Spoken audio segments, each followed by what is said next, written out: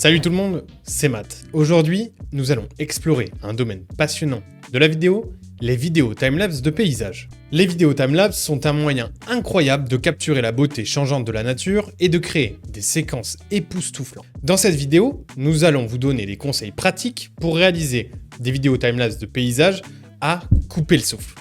Et en plus, vous obtiendrez un tutoriel détaillé sur comment monter cette vidéo grâce au logiciel Filmora. Alors, sortez votre appareil photo, préparez-vous à être inspiré et plongeons-nous dans cet incroyable monde de la vidéographie. Avant de nous concentrer sur les paysages, voici quelques conseils généraux pour réussir vos vidéos timelapse à tous les coups. Premièrement, choisissez un sujet intéressant. Trouvez un paysage ou un élément en mouvement qui soit captivant. Des nuages qui défilent, un coucher de soleil flamboyant ou des vagues qui se brisent sur une côte. Tous ces paysages peuvent donner des résultats absolument magnifiques. Ensuite, stabilisez votre appareil. Utilisez un trépied robuste ou un système de stabilisation pour éviter les secousses dans votre vidéo. Et ensuite, troisièmement, optez pour un intervalle de temps qui soit approprié. L'intervalle de temps, c'est ce qui détermine la vitesse de votre timelapse. Du coup, pour des mouvements lents, choisissez des intervalles de temps qui sont beaucoup plus longs. Pas quelques minutes, plusieurs heures, plusieurs jours parfois.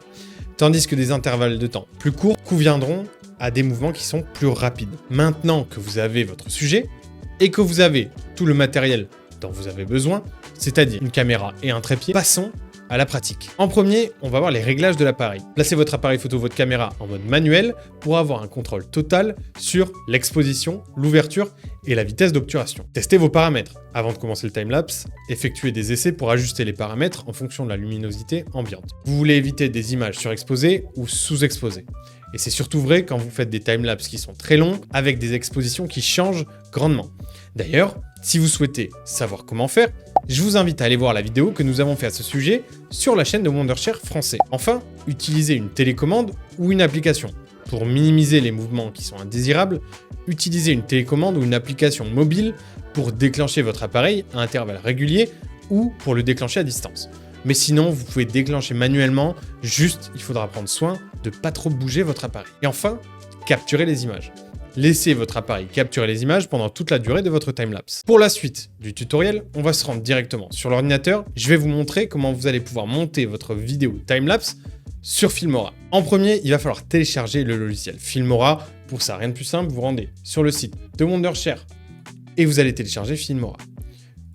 Une fois qu'il est téléchargé, on va ouvrir Filmora. Une fois que Filmora sera ouvert, vous allez avoir un petit écran comme celui-ci. Vous cliquez sur Nouveau projet et ici, vous allez avoir un écran comme ceci. On va importer nos vidéos directement dans Filmora pour pouvoir les utiliser. Moi, en l'occurrence, j'avais tourné une vidéo exprès pour vous montrer comment faire un timelapse. Donc, vous avez le choix. Soit vous restez appuyé sur votre vidéo et vous la faites glisser directement dans le logiciel, soit vous pouvez double-cliquer et aller chercher votre vidéo directement. Une fois que votre vidéo a été importée, vous allez la glisser sur votre timeline. C'est un petit peu l'endroit où vous allez éditer votre vidéo. Et comme vous pouvez le voir, ici, on a ma vidéo en long. La timelapse, si vous n'avez pas pris votre vidéo en timelapse, il va falloir la créer. Et pour la créer, rien de trop compliqué, il va suffire de modifier la vitesse de votre vidéo. Alors, soyez très attentifs à ce que je vais vous dire. Comme on va augmenter la vitesse de la vidéo, pour ne pas que la vidéo paraisse trop bizarre, il faut éventuellement essayer de la tourner au minimum à 30 images par seconde et au maximum à 60. Évitez de tourner à trop d'images par seconde, ça risque de rendre un rendu un peu bizarre. On va dézoomer la timeline pour que vous voyez, la vidéo fait 5 minutes. Et ensuite, c'est à vous de voir, on va augmenter la vitesse et on va voir le rendu que ça donne un petit peu. On va faire clic droit sur la vidéo et vous allez voir, vous avez vitesse uniforme. Vous allez avoir un petit onglet sur la droite qui apparaît où il y a marqué vitesse, vitesse uniforme ou modulation de la vitesse. Ici, on va augmenter la vitesse et on va mettre 2. Et ça va.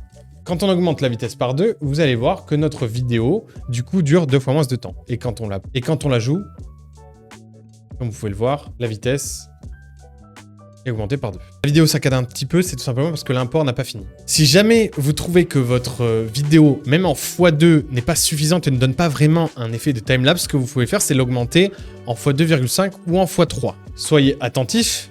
Une fois votre vidéo augmentée, elle réduit sa durée. Ce que je vous conseille de faire pour une vidéo timelapse, c'est du x4 ou du x5 éventuellement. Donc en 1 minute, on a 5 minutes de vidéo. Alors bien évidemment, vous pouvez modifier la vitesse que vous voulez pour obtenir le résultat que vous souhaitez. Moi ici, je veux obtenir 10 secondes de timelapse juste pour vous montrer, donc je vais augmenter la vitesse en x15 ou en x20.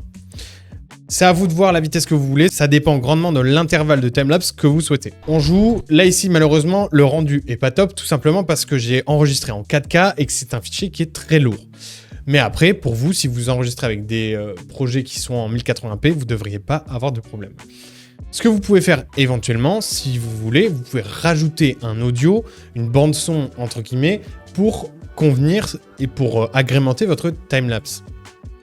Pour le faire, très simple, vous allez aller dans Audio ici, et vous avez toute une librairie de musique éventuellement que vous pouvez sélectionner et faire glisser sur la timeline pour l'ajouter.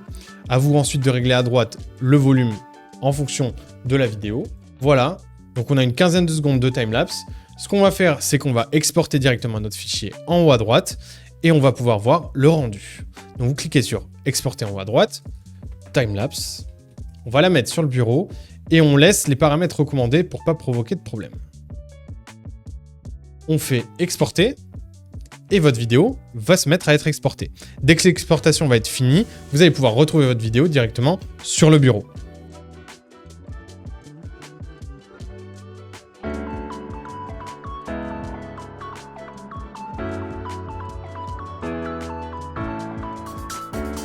Bravo, vous avez maintenant tous les outils pour créer des vidéos timelapse de paysages éblouissantes. Rappelez-vous d'avoir un sujet captivant, de planifier soigneusement votre tournage et d'utiliser les bonnes techniques de post-production que je vous ai montrées en utilisant Filmora.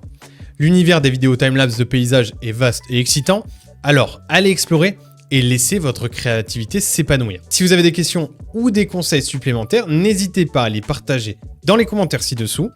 Et n'oubliez pas de vous abonner pour plus de contenu passionnant sur la vidéographie et la création de contenu. D'ailleurs, si vous voulez d'autres tutoriels sur Filmora, vous pourrez les trouver sur la chaîne de Wondershare français. Je vous remercie à tous d'avoir regardé et je vous dis à très bientôt pour de nouvelles vidéos de création de contenu.